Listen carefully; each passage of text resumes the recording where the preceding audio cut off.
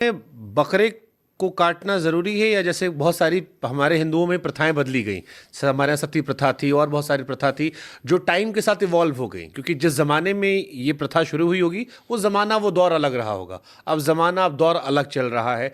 ऐसे में क्या कुर्बानी का ज़रिया यही एक है, या इसके अल्टरनेटिव और हो सकते हैं? नहीं, कुर्बानी जो चूँकि उस ये सुन्नत इब्राहीम है और एक परंपराएं चली आ रही हैं, ये मान्यताएं हैं और ये परंपराएं हैं जो पहले से चली आ रही हैं, ये इस्लाम का हिस्सा है, तो उसके मुताबिक ये मान्यताएं हैं।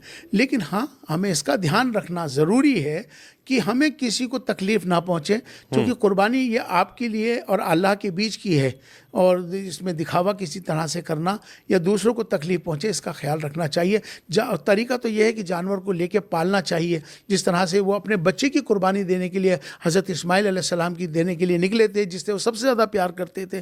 तो ये मकसद यहाँ यही है कि आपका जो त्याग है, आप अपने आपका जो समर्पण है, उसके लिए ये त्यौहार है।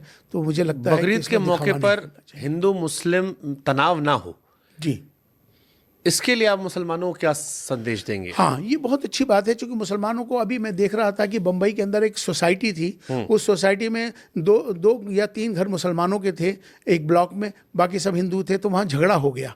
तो मुझे लगता है कि उन मुसलमानों को ये चाहिए था कि पहली बात तो उनको, जब वो एक नियम है कि वहाँ उनको जानवर को सोसाइटी में लाने के लिए परमिशन लेनी चाहिए थी। अगर वो बकरे लेके भी आए थे तो उनको प्यार से सॉर्ट आउट करना चाहिए था, या उनको वहाँ से कहीं और लेके जाना चाहिए था जहाँ उनका गांव था, या किसी मदरसों में, या कहीं भी रख सकते थे। जब सोसाइटी में दूसरों को तकलीफ पहुँच रही है, झगड़ा पैदा हो रहा, तो ऐसी कुर्बानी कैसे हो सकती है?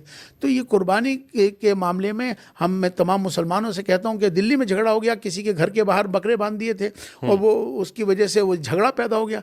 तो ये झगड़ा नहीं होना चाहिए। हमें, ये मेरी आस्था है, मैं मुसलमान हूँ, मेरे लिए त्यौहार है, दूसरे के लिए थोड़ी है, तो हम दूसरों को तकलीफ ना दें, तो इसका हमें ख्याल रखना होगा।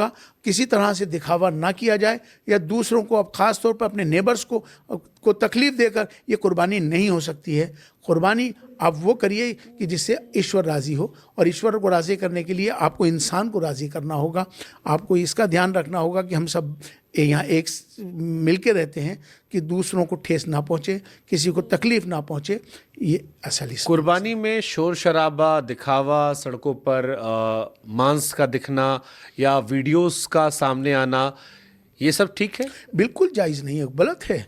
आज चूँकि इस तरह से चीज़ें, अगर कहीं पर कोई गंदगी फैलती है तो नुकसान सबको होगा, बीमारी फैल जाएंगी। तो इसके लिए नियम अभी गवर्नमेंट ने, भारत सरकार ने, हर राज्य ने नियम लागू कर दिए हैं। तो मैं तमाम मुसलमानों से कहना चाहता हूँ कि जो जगहें दे दी गई हैं स्लॉटरिंग के लिए, वो उसी नियम को पालन करें, और किसी तरह से सड़कों पर इस तरह का कोई वाक़या ना करें कि जिससे कि किसी को तकलीफ़ पहुँचे।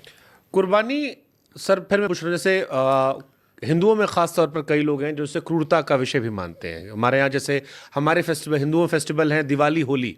तो दिवाली में आजकल बड़ा कैंपेन चलता है कि पॉल्यूशन फैल रहा है, होली में चलता है सेव वाटर।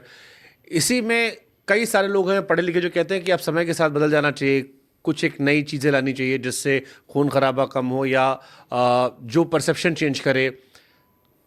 कैसे इसे आप देख रहे हो, या इसे बिल्कुल अलग करना चाहिए? नहीं, ताकि ये जो असहज है उनसे इन्वॉल्व ना हो, ताकि ये बातें ना आए? क्योंकि आस्था से जुड़ी विषय है ये परंपराएं हैं, ये मान्यताएं हैं, ये हमारे लिए हैं, इसके नियम हैं, हमें उस नियम को फॉलो करना चाहिए।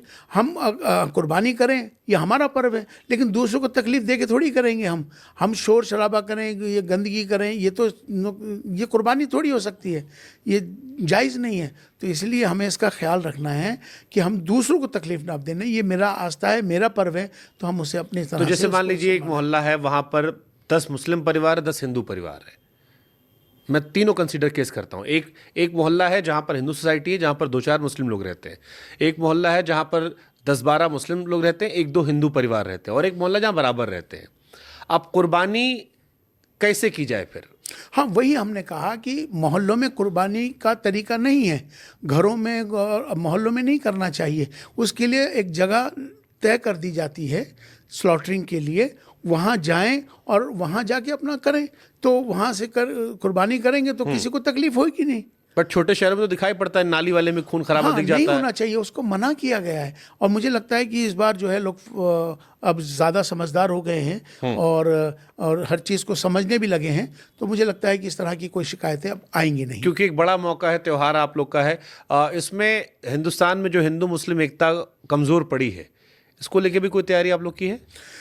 देखिए, हमारी जिम्मेदारी नहीं है, हम सबकी जिम्मेदारी है। एकता के मामले में हम जो बात करते हैं कि हम ये अक्सर कहता हूँ कि जो धर्म के जो लोग हैं, जो उनकी बड़ी जिम्मेदारी है, चाहे वो किसी भी धर्म के हों। अभी मिसाल के तौर पर एक मैं वाकया सुना के अपनी बात को ख़त्म करता हूँ। सीताराम बाज़ार दिल्ली के अंदर एक है। ये एकता की बात से मुझे याद आया कि हमारी एकता किस तरह की है। अगर किसी को भारत बताना होता है तो मैं ये इस वाकये से बता सकता हूँ। सीताराम बाज़ार में पहाड़गंज सीताराम बाज़ार है। सीताराम बाज़ार के अंदर एक मस्जिद है और मस्जिद के बगल में एक मंदिर है। तो मस्जिद के जो इमाम साहब हैं वो हमारे सेक्रेटरी हैं, बंगाल के रहने वाले हैं इमाम साहब, और बगल में उनके मंदिर है जो कि पुजारी साहब बिहार के रहने वाले हैं। तो जब इमाम साहब बंगाल चले जाते हैं तो पुजारी जो वहाँ के पंडित जी हैं मंदिर के, उनका परिवार पूरी मस्जिद की सफाई सुथराई करके और साफ़ सुथरा करके सारा ख्याल और रखता है, पूरी मस्जिद का ध्यान रखता है और पूरा उसका जो भी उसको करना चाहिए उसकी हिफाजत के लिए। इसी तरह से जब वो पंडित जी बिहार चले जाते हैं तो मौलाना साहब जो हैं वो पूरे मंदिर की सफाई सुथराई का और उसका ध्यान पूरा ये खुद रखते हैं मौलाना साहब। तो ये